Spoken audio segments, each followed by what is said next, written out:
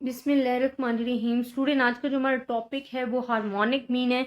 Because इससे previous videos में हमने हार्मोनिक मीन का जो इंट्रोडक्शन था वो आपके साथ डिस्कस किया था। स्टूडेंट, मैंने आपको प्रीवियस वीडियोस में बताया था कि what is a harmonic mean. आपको हार्मोनिक मीन का पता होना चाहिए कि वो हमारे पास क्या है। हार्मोनिक मीन की डेफिनेशन, अगर आप फार्मूला देखते हो, आप कोई भी एवरेज पढ़ रहे हो, अगर आप उसका फार्मूला अच्छी तरीके से समझ लेते हो तो you can easily define the average.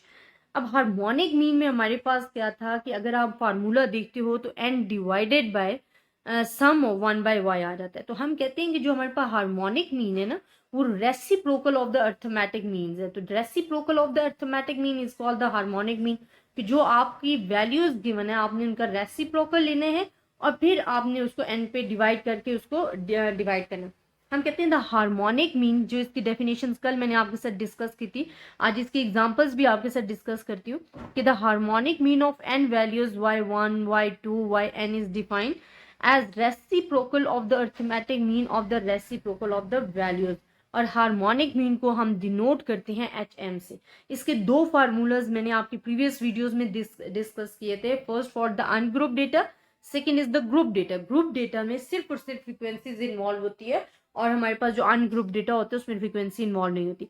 अच्छा, ये यूजफुल होता है रेट्स एंड रेशियोज के क्वेश्चंस के लिए, या जहाँ पे स्पीड का क्वेश्चन आ गया है ना, कि आपकी जिस तरह मैं भी आपको एक एग्जांपल्स करवाऊंगी तो वहां पे हार्मोनिक मीन ही अप्लाई होता है। बहुत सारे क्वेश्चन ऐसे होते हैं कि they are not saying that आप इनकी ज्योमेट्रिक मीन लगाना है, हार्मोनिक मीन लगाना है, अर्थमेटिक मीन लगाना है, या हमने खुद क्वेश्चन की आपने सिचुएशन देख कर डिसाइड करना होता है कि which average you can use and which average useful for this question. तो वो आपने खुद डिसाइड करना होता है अपने क्वेश्चंस को देकर। तो मैं पंजाब यूनिवर्सिटी की बिकॉज बुक आपके साथ डिस्कस कर रही हूँ। इस एग्जाम्पल है 3.10। वो कहते हैं tractor is running at the rate of 10 kilometre per hour. अब this is the question for the speed. ठीक है, रेट की बात हो रही है, स्पीड की बात हो रही है। तो यहाँ पे जो हमारे पास बेस्ट एवरेज रहती है ना, वो हार्मोनिक मीन की रहती है। फिर वो कहते हैं during the first 16 kilometre, 20 kilometre, during 60 kilometre this one, during the third is this one, और आपने during the fourth is this one, और last one this one. Would average what would be the average speed. अब देखिए, इन्होंने ये नहीं बताया कि आपने हार्मोनिक मीन अप्लाई करना है, बट यहाँ पे बात हो रही है स्पीड की। तो जहाँ पे स्पीड की बात होगी वहां पे आपने हार्मोनिक मीन लगाना है। और यहाँ पे कोई फ्रीक्वेंसीज नहीं गिवन, ये अनग्रुप डेटा गिवन है। तो आपने क्या करना है, सबसे पहले तो अपना फार्मूला मेंशन करना है जो कि अनग्रुप डेटा के लिए। अब ये हमारे पास क्या होता है, इन्होंने तो एन लिख दिया ना, आपने एन डिवाइडेड बाय 1/y का सम लेना है, रेसिप्रोकल। तो ये हमारे पास सिंपली हार्मोनिक मीन। ये जरा इन्होंने मिला मिक्स कर देते हैं, जिस तरह 1/n बाहर की तरफ लिख देते हैं। लेकिन अगर आपको ये इजी लग रहा है तो आप लिख सकते हो। अब आपके पास वैल्यूज क्या आएंगे, 40 है, 20 है, 30 है, 40, 60 है, 50 है। अब इनका हमने रेसिप्रोकल लेना है। y की जो वैल्यूज गिवन है ना, y की वैल्यूज क्या क्या गिवन है, वो 10 गिवन है, 20 है, 30 है, 40 है, 50 है। आपने इसका रेसिप्रोकल ले लेना है। तो रेसिप्रोकल जब आप लोगे तो आपके पास ये वैल्यूज आ जाएंगी और आपने 5 पे डिवाइड कर देना अपनी रेसिप्रोकल का सम लेके। जब इसे सॉल्व करोगे तो आपके पास जो हार्मोनिक मीन है फॉर द अनग्रुप डेटा वो आपको आपके पास अवेलेबल हो जाएगा। अब स्टूडेंट, आपके पास जो सेकेंड एग्जाम्पल्स है ना, वो ग्रुप डेटा की है, बिकॉज अभी हमने अनग्रुप। अब वो कहते हैं हमने एग्जाम्पल डेटा जो लेना है वो 3.7 का आप डेटा देखोगे, जहाँ पे आपको क्लास बाउंड्रीज गिवन है और फ्रीक्वेंसीज गिवन है। अब हमने हार्मोनिक मीन फाइंड करना है। तो अगर आपको फार्मूला अच्छे तरीके से आता है तो सिंपली आपने क्या करना है कि आपकी जो वैल्यूज वैल्यूज पहले तो वाई लेना है ना। तो अगर आपको वाई हमारे पास कैसे आ जाएगा, मिड पॉइंट्स आ जाएंगे। तो मिड पॉइंट्स लेना बहुत ही ईजी है। 0 और 4 को प्लस करो, डिवाइड बाय 2 करो तो हमारे पास 2 आ जाएगा। 4 और 8 को आप प्लस करो, डिवाइड बाय 2 करो तो 6 आ जाएगा। इसी तरह हमने मिड पॉइंट्स ले लिए जो कि आपके पास y की वैल्यूज आ गई। अब हमने लेना रेसिप्रोकल। रेसिप्रोकल आप कैसे लोगे, 1/y को आप डिवाइड करते जाओगे तो ये आपके पास वैल्यूज आ जाएंगी।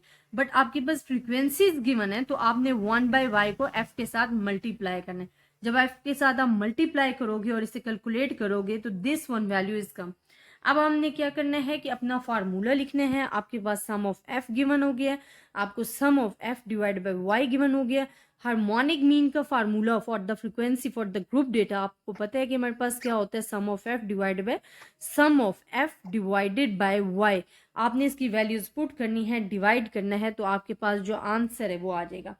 और यहाँ पे एक एग्जांपल्स दी गई है, वो कहते हैं calculate harmonic mean geometric mean from the following data. 3, 8, 11, 0, 10 दिया गया। इसमें कह रहे हैं harmonic and geometric mean find करो। अब इसमें मैंने आपको ज्योमेट्रिक मीन में पढ़ाया था, and this is very informative examples है, बिकॉज आपने ज्योमेट्रिक मीन में पढ़ा था, जो कि ज्योमेट्रिक मीन का फार्मूला था कि आप कहते थे कि हम मल्टीप्लाई करते हैं, प्रोडक्ट लेते हैं तमाम वैल्यूज का। If any examples is zero the answer will become zero. अब देखिए यहाँ पे आपके पास आ गई है जीरो। इस तरह के क्वेश्चंस आपको गिवन होते हैं पेपर में और आप उसे सॉल्व करने लग जाते हैं, और it's a wasting of time, because आपने खुद पढ़ा है properties of the geometric mean के, if any value is zero the answer will come zero. तो आपने देखना है कि अगर कोई भी वैल्यू जो है वो जीरो आ रही है तो आंसर आपके पास क्या आ जाएगा, जीरो आ जाएगा। एंड हार्मोनिक मीन में अगर आप रेसिप्रोकल लेते हो एंड 1/0 का रेसिप्रोकल ले रहे हो तो इट्स अनडिफाइंड, वो हम डिफाइन ही नहीं कर सकते, इन्फिनिटी आ रहा होता है। तो it's not possible to find the harmonic mean and geometric mean if any value is zero. तो यहाँ पे हमारा जो क्वेश्चन है वो विद द स्टेटमेंट जो है वो खत्म हो जाएगा, बिकॉज अगर आपको प्रॉपर्टीज क्लियर है, कॉन्सेप्ट क्लियर है, और आपको ये पता है कि negative values will not be concluded होनी चाहिए। ज्योमेट्रिक मीन के लिए हमने कहा था कि नेगेटिव वैल्यू अगर आ रही है तो it can not be find, और ज्योमेट्रिक मीन में अगर जीरो आ रही है कोई भी वैल्यू, तो answer will come to be the zero. And this is the same formula for the harmonic mean. तो इस तरह आपने इसे सॉल्व करना है। हार्मोनिक मीन में अनडिफाइंड हो जाता है, ज्योमेट्रिक मीन में जीरो हो जाएगा, विद द स्टेटमेंट आपने क्वेश्चन खत्म कर लेना। तो आई होप स्टूडेंट आपको ये एग्जांपल समझ में आई होगी। अगर आपको फिर भी किसी किस्म की प्रॉब्लम हो आप मुझसे डिस्कस कर सकते हो। ज़्यादा से ज़्यादा स्टूडेंट्स के साथ शेयर कीजिएगा। अपनी दुआओं में याद रखिएगा। अल्लाह हाफिज़।